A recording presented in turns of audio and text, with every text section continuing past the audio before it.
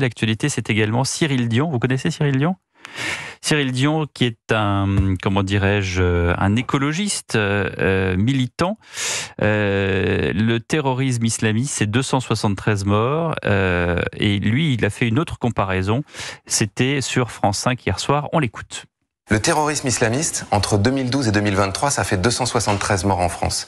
La pollution de l'air, ça a fait entre 500 000 et 1 million de morts en 10 ans, sur la même période.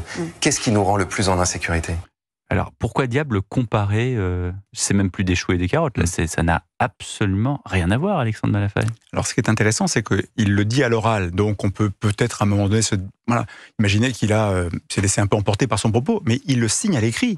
C'est-à-dire qu'il y a un papier du même bonhomme dans Le Monde, une espèce de grande tribune qui est évidemment à la fois climato-apocalyptique et puis qui disent qu'il faut tout changer, voilà, et qui reprend ce même exemple. En fait, il l'a pas inventé. Donc non seulement il l'a dit, mais il l'a écrit, il y a réfléchi. Donc c'est quand même assez préoccupant. Mais pourquoi mettre ça bout à bout ? Je veux dire, non, mais c'est aussi terrible, l'un est aussi terrible que l'autre. Oui, voilà. Mais là on a affaire à une approche, j'allais dire, très, très gauchiste, où il faut relativiser tout ce qui vient. Mais tu peux pas dire il y a 273 morts, c'est peanuts. Mais quand on a ça dans la tête, si bien sûr qu'on relativise tout ce qui est lié à l'islam, à la violence, et on met devant sur la scène, bien sûr, le climat, la peur, les angoisses, et puis surtout on relativise l'islam, ça, et les menaces de l'islam, on les relativise, c'est sûr. C'est le même la semaine du 13 novembre. Oui, bien sûr. C'est le même mécanisme qui se met en place à la suite d'attentats, lorsque l'un des premiers réflexes de certaines personnes est de dire, non pas, mon Dieu, des gens sont morts, mais de dire, ça va faire monter l'extrême droite. C'est-à-dire que les morts, ceux qui ont été tués par un acte positif dans le sens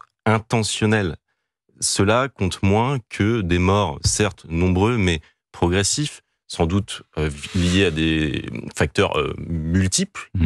Donc là, je parle du climat, puisque Cyril Dion nous parle de cela. Mais pour lui, l'acte de tuer, qui est donc typiquement celui des terroristes le 13 novembre, est moins grave. Or, c'est tout l'inverse, puisque la dimension de l'attaque des terroristes, elle est génocidaire. C'est-à-dire qu'en s'attaquant à la civilisation, à nous, à des personnes qui sont dans un concert, qui sont dans des terrasses, c'est la liberté à l'occidentale. Donc c'est une population dans son entièreté qui est ciblée. C'est bien plus coupable et bien plus horrible qu'une inaction coupable sur le long terme qui requiert effectivement des mesures. Mais cette mise en regard, et je vous rejoins Alexandre, c'est cette éternelle inversion des valeurs. Au nom d'une cause supérieure qui est celle du climat, on minimise tout. Et en fait, si on suit sa logique, ça veut dire que quand des gens meurent au quotidien, c'est-à-dire liés à l'insécurité à cause de trafic de drogue, ou que des femmes se font tuer par leurs compagnons ou ex-compagnons, oui, c'est grave, dit-il, mais pas autant que d'autres choses qui sont à l'œuvre et qui en réalité sont impalpables au quotidien et qui ne relèvent pas d'une culpabilité d'ordre pénal et direct. Donc c'est scandaleux et c'est une très bonne illustration de cette prétention qu'une bonne partie de la gauche a à formuler des réflexions soi-disant supérieures mais qui oublient toute humanité élémentaire. Alexandre Malafaille. Ouais, ce qui me frappe en plus au travers de ce type d'expression sur des plateaux comme C'est dans l'air, qui était, genre d'émission qui était réputée comme étant finalement assez sérieuse. Mais c'est une émission sérieuse, c'est très bien présenté, c'est très bien fait. Oui, c'est peut-être très bien présenté. Non, mais pardon, c'est pas la première fois. Si vous avez entendu un dérapage il y a quelques jours, il y avait une assimilation entre Jordan Bardella et, il me semble, Adolf Hitler.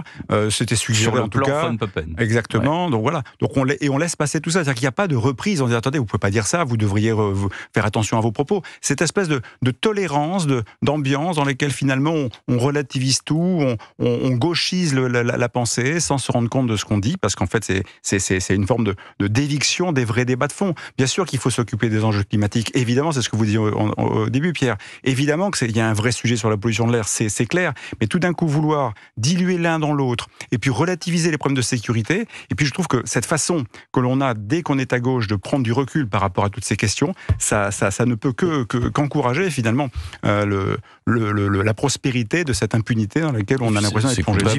Je trouve que c'est coupable vis-à-vis de sa propre cause qu'il défend, le climat, puisque ce faisant, on se demande si Cyril Dion se bat réellement pour la défense du climat ou s'il utilise la défense du climat pour minimiser certaines questions, typiquement celle du terrorisme islamiste. C'est-à-dire que c'est l'utilisation d'un combat principal pour estimer qu'en fait certaines choses et qui sont réellement mortelles sont moyennement importantes. Donc je pense qu'il joue contre son camp et qu'il ne s'en aperçoit pas. Bon, en tout cas, laissons Cyril Dion là où il est et puis voilà, qu'est-ce que vous voulez que je vous